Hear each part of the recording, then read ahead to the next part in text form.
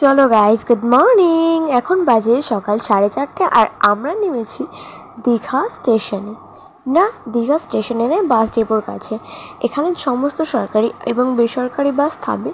তো সকাল 4:30 থেকে মোটামুটি 5:30 পর্যন্ত অনেক হোটেল ঘুরেছি, বাট আমাদের ফেভারিট হোটেল কোজ ইনে গিয়ে আমাদের হোটেল রুম পছন্দ হয়েছে। সেখানে আমরা আবার ব্যালকানি দিয়ে দুটোই রুম নিয়েছি। আর তোমরা যারা কোজ ইনে গিয়ে থাকতে চাও, ভীষণ ভালো পরিবেশ। আমি তোমাদেরকে দেখাই, অনেক পরিষ্কার পরিচ্ছন্ন, ভীষণই কম প্রাইস। আমরা 500 টাকা করে দুটো রুম নিয়েছিলাম, মানে 500 1000 টাকা পড়েছে দুটো রুমে। দারুণ দুটো রুম, সামনে তো ব্যালকানির ব্যবস্থা ছিল আর প্রচণ্ড পরিষ্কার। তোমরা কোজিনে কিন্তু অবশ্যই থাকতে পারো। এটা নিউ দীঘার কোজিনের কথা আমি বলছি, জাহাজবাড়ি থেকে ঠিক একটু এগিয়ে।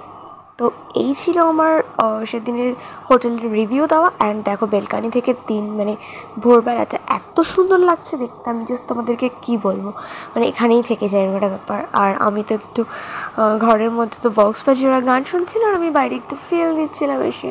গাইজ ভীষণ ভালো লাগছিলো, আর কি বলবো।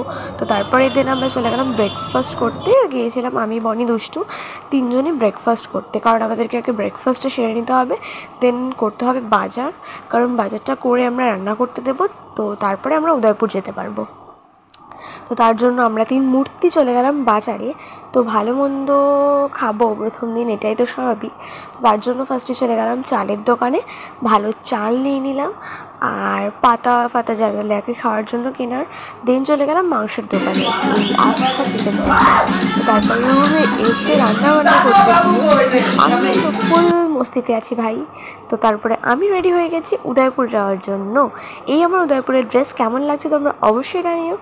আর ভিডিওটা ভালো লাগলে অবশ্যই লাইক করো, কমেন্ট করো তোমরা নেক্সট কোন ব্লগ দেখতে চাও আমার। তো এই আমাদের হোটেলের ব্যালকানি, ব্যালকানিটা জাস্ট অসাম ছিল। আর এই আমার ফুল লুক উদয়পুর যাওয়ার। পুরোটা তোমাদেরকে দেখাতে পারিনি, তো কিছুটা দেখিয়েছি। তো আজকের জন্য তারা। আর এই দেখো আমাদের হোটেলের অপোজিটের